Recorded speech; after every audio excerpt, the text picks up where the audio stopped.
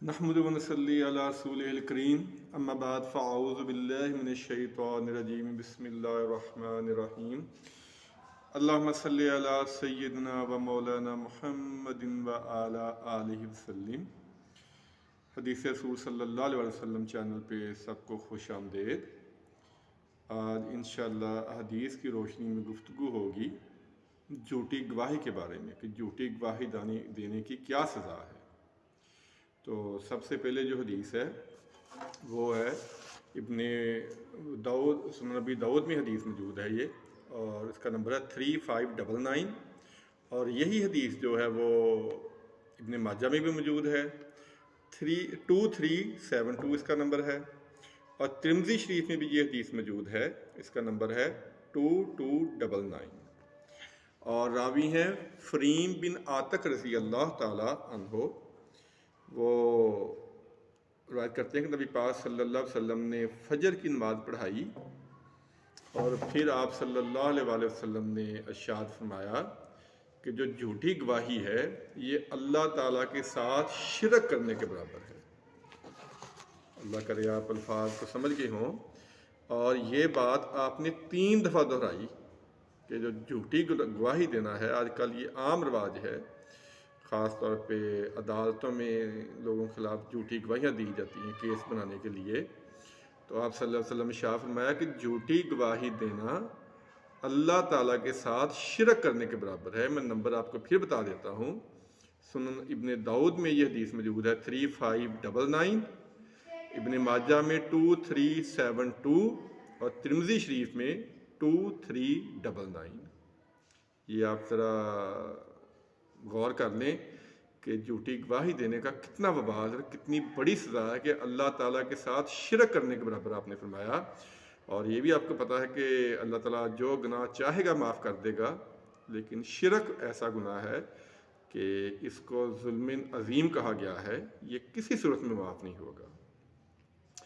और इब्ने सुनन अबी दाऊद में एक हदीस मौजूद है, 3597 नंबर है इसका।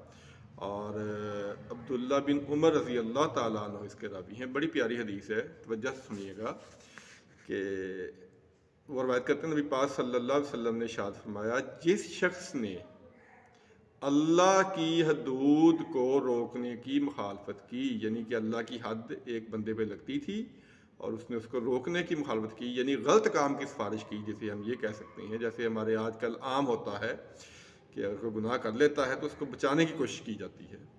तो आपने फरमाया कि उसने अल्लाह की मुखालफत की। अल्लाह करे आप अल्फाज समझ गए हों। और दूसरी बात ये आपने रिवायत की कि नबी पाक सल्लल्लाहु अलैहि वसल्लम ने इरशाद फरमाया, जो बातिल अमर के लिए झगड़े यानी झूठा अपना दावा पेश करे वो अल्लाह की नाराज़गी में रहता है। ये आजकल आम तौर पे हो रहा है कि लोग पता है कि झूठे हैं लेकिन फिर भी वो बड़ी बड़ी कस्में खा लेते हैं कि नहीं जी मैं तो सच्चा हूँ। तो ये अल्लाह ताला की नाराज़गी का सबब है। और तीसरा ये है कि जिस शख्स ने किसी मोमन के बारे में ऐसी बात कही जो उसमें मौजूद नहीं थी तो अल्लाह ताला उसका शुमार जहन्नमियों में कर देगा।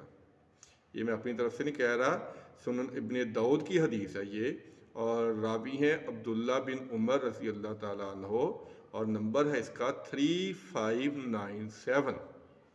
3 बातों की आपने इसमें की है निशानदही कि अगर कोई अल्लाह की हद किसी पे मुकर्रर होती थी और वो उसकी मुखालफत कर रहा है, कोई चौधरी टाइप बंदा या कोई इस तरह का, नहीं जी नहीं ये हम काम नहीं होने देंगे, तो वो अल्लाह की मुखालफत कर रहा है। और दूसरा ये कि अगर कोई झूठा अपना जो मुकदमा है उसके लिए झगड़े तो अल्लाह की नाराज़गी लेके जा रहा है। और तीसरा ये है कि अगर किसी ने मोमन के बारे में ऐसी बात कही जो उसमें मौजूद नहीं थी तो उसका शुमार जहन्नमियों में होगा। और एक और बात याद आ गई कि आप सल्लल्लाहु अलैहि वसल्लम कबीरा गुनाहों के बारे में बता रहे थे। तो जब आपने बताया अल्लाह के साथ शिरक करना, वालिदैन की नाफरमानी करना और इस तरह का बताया, तो फिर आप उस वक्त ना बैठे हुए थे टेक लगा के। तो रावी कहते हैं कि आप सल्लल्लाहु अलैहि वसल्लम सीधे ऐसे बैठ गए, टेक छोड़ दी और फरमाया झूठी गवाही देना, झूठी गवाही देना, झूठी गवाही देना। रावी कहते हैं कि आप इस बात को दोहराते रहे और हम ये सोच रहे काश नबी पाक सल्लल्लाहु अलैहि वसल्लम अब खामोश हो जाएं। یعنی جھوٹی گواہی دینا کبیرہ گناہوں میں شامل ہے، اور ہمارے تو یہ رواج ہے کہ ہم چھوٹی چھوٹی باتوں پہ قسمیں کھا لیتے ہیں اور جھوٹی گواہی دیتے ہیں عدالتوں میں، مقدمات میں، اور کوئی بھی معاملہ ہو تو فوری طور پہ گواہی دینے کے لیے ہم تیار ہو جاتے ہیں، حالانکہ ہمیں پتہ بھی ہوتا ہے کہ یہ جھوٹی ہے، لیکن اپنے تھوڑے سے فائدے کے لیے ہم یہ کام کر دیتے ہیں۔ اور دوسری ایک اور مسئلہ ہے اس میں کہ ابو داؤد کی حدیث ہے 3602 اس کا نمبر ہے، اور یہ روایت یہ ہے، ابو ہریرہ رضی اللہ تعالیٰ عنہ اس کے راوی ہیں کہ نبی پاک صلی اللہ علیہ وسلم ارشاد فرمایا کہ کسی دیہات میں رہنے والے شخص کی گواہی شہر یا بستی میں رہنے والے کے خلاف قبول نہیں کی جائے گی۔ یعنی جو گاؤں میں شخص رہتا ہے کوئی، وہ شہری کے خلاف گواہی نہیں دے سکتا۔ یہ میں اپنی طرف سے نہیں کہہ رہا، سنن ابی داؤد میں یہ روایت موجود ہے، نمبر ہے 3602۔ یہ میں سارے آپ کو نمبر اس لیے بتا رہا ہوں کہ کئی لوگ سوچ دیتے ہیں کہ شاید یہ روایت ہم نے کبھی سنی نہیں، یہ کہاں سے بیان کر رہا ہے، تو میں آپ کو ساتھ کتاب کا نمبر اور حدیث کا نمبر بتا رہا ہوں تاکہ اللہ کرے آپ خود اس کو ذرا کھولیں کتابوں کو اور پڑھیں۔ اور ایک اور مسئلہ ہے کہ اگر کسی چیز کے دو دعوے دار آ جائیں اور پروف کسی کے پاس بھی نہ ہو، کوئی ثبوت پکا نہ ہو کہ یہ چیز میری ہے، تو کیا کیا جائے گا؟ وہ ابو داؤد میں حدیث موجود ہے 3613 اور راوی ہیں ابو موسیٰ اشعری رضی اللہ تعالی عنہ۔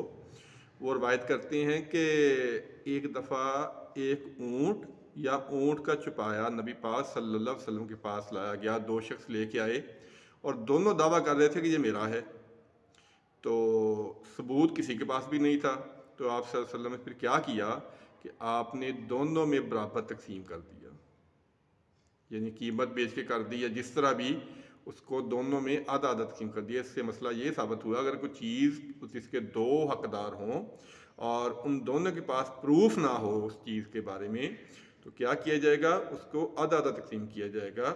یہ ابو داؤد میں 3613 نمبر پہ حدیث ہے، اور سنن نسائی میں 5426 پہ یہ حدیث موجود ہے، اور ابن ماجہ میں 2330۔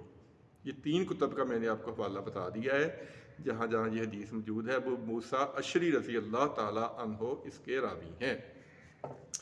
اور ایک اور حدیث ہے 3600 اس کا نمبر ہے، اور یہ بھی ایک بہت اہم مسئلہ ہے۔ عبداللہ بن عمر رضی اللہ تعالی عنہ اس کے راوی ہیں۔ اب ہم دیکھیں گے کون سے لوگ ہیں جن کی گواہی قبول نہیں کی جائے گی۔ ہر شخص گواہی دینے کے لیے تیار ہو جاتا ہے، لیکن نبی پاک صلی اللہ علیہ وسلم نے ارشاد فرمایا کہ خیانت کرنے والا مرد اور خیانت کرنے والی عورت، ان کی گواہی قبول نہیں کی جائے گی، ان کی گواہی قبول نہیں کی جائے گی۔ اپنے بھائی سے بغض اور کینہ رکھنے والا شخص، اس کی گواہی قبول نہیں کی جائے گی۔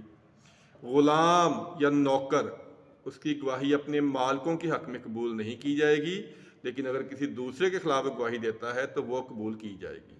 یعنی مالک کی اور خادم کی جو گواہی ہے، جہاں جس گھر میں وہ نوکر ہے، ان گھر والوں کے حق میں اس کی گواہی قبول نہیں کی جائے گی۔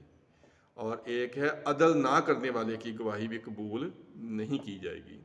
اور یہ مسئلہ تو سب کو پتہ ہی ہے کہ ایک مرد کے مقابلے میں 2 عورتوں کی گواہی ہوتی ہے، یعنی اگر ایک مرد ہو تو اس کے مقابلے میں 2 عورتوں کی گواہی ایک جیسی مانی جاتی ہے۔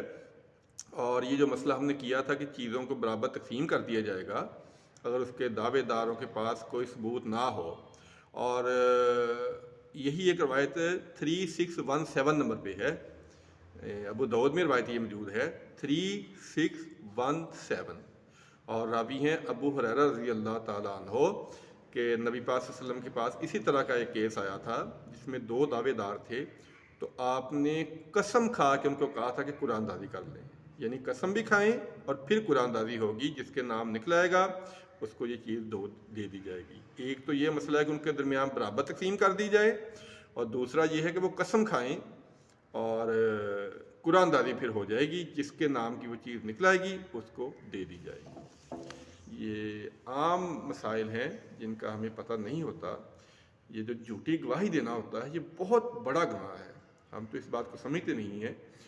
جھوٹی گواہی کو آپ صلی اللہ علیہ وسلم نے کبیرہ گناہوں میں شمار کیا ہے، اور آج کل تو یہ عام رواج ہے، خاص طور پہ عدالتوں میں تو جھوٹ کے سوا کام چلتا ہی نہیں ہے، اور جہاں ہمیں تھوڑا سا اپنا فائدہ نظر آئے وہاں ہم جھوٹی گواہی دے دیتے ہیں اور جھوٹی قسمیں کھا لیتے ہیں۔ اس کا بہت سخت وبال ہے، اور وبال کیوں ہے، ہم یہ کام کیوں کر لیتے ہیں؟ کیونکہ ہم نے دین کو پڑھا نہیں ہے، ہمیں پتہ نہیں دین میں کیا چیز حلال ہے، کیا چیز حرام ہے، اور کس چیز کا کتنا عذاب ہے اور کتنا گناہ ہے۔ وہ مجھے ایک روایت یاد آ گئی، ایک صحابی نے فرمایا تھا کہ جن گناہوں کو لوگ ناک پہ بیٹھی ہوئی مکھی کی طرح سمجھتے ہیں، یعنی اتنا ہلکے لیتے ہیں کہ جیسے ناک پہ مکھی اڑا دی، تو وہ صحابی فرماتے ہیں کہ ہم ان گناہوں کو احد پہاڑ سے بھی زیادہ بڑا سمجھتے تھے، ایسے سمجھتے تھے کہ جیسے یہ گناہ ہمارے اوپر گرے گا، ہم یہ گناہ کریں گے تو ہم پہاڑ کے نیچے دب جائیں گے۔ تو ہم تو بڑے بڑے گناہ کر لیتے ہیں، گناہ سمجھتے نہیں۔ اللہ تعالیٰ ہمیں ہدایت دے، اللہ تعالیٰ ہمیں معاف کرے۔ اور یہ ساری جو جہالت ہے یہ صرف اور صرف اس لیے ہے کہ ہم نے دین کا مطالعہ نہیں کیا۔ اب میں وہ مسائل بیان کر رہا ہوں جن کو اہمیت نہیں دی جاتی، جن کے بارے میں سوچا نہیں جاتا کہ یہ بھی گناہ ہو سکتے ہیں۔ تو میں کوشش وہ کر رہا ہوں کہ وہ چھوٹے چھوٹے مسائل جو ہماری روزمرہ زندگی میں ہمیں روزانہ پیش آتے ہیں اور ہمیں پتہ نہیں کہ یہ گناہ کے کام ہیں، اور ہم وہ کام کر رہے ہیں۔ اللہ تعالیٰ سے دعا ہے اللہ تعالیٰ سمجھنے کی توفیق عطا فرمائے، اللہ تعالیٰ عمل کی توفیق عطا فرمائے، اور جو مسائل بیان ہو رہے ہیں اللہ تعالیٰ ان پہ عمل کرنے کی توفیق عطا فرمائے، اور نبی پاک صلی اللہ علیہ وسلم کی زندگی کو پڑھنے کی میں بار بار یہ آپ سے گزارش کرتا ہوں کہ خدا را حدیث کی کتب کا مطالعہ کریں، حدیث کی کتابیں پڑھیں۔ یہ ہمارے لیے بہت ضروری ہے، ورنہ ہم بہت سارے گناہ کے ایسے کام کرتے رہیں گے جن کا ہمیں پتہ ہی نہیں ہوگا ہم گناہ کر رہے ہیں، لیکن ہم گناہ کر رہے ہوں گے کیونکہ ہمیں پتہ نہیں، لا علمی کی وجہ سے۔ تو دوسری وہی جو بات میں کہتا ہوں کہ نماز کی پابندی کریں، نماز کی پابندی کریں، اور لوگوں کے لیے آسانیاں پیدا کریں، لوگوں کے لیے تکلیفوں کا باعث نہ بنیں۔ اللہ تعالیٰ شرف قبولیت عطا فرمائے، آمین ثم آمین۔ السلام علیکم ورحمۃ اللہ وبرکاتہ۔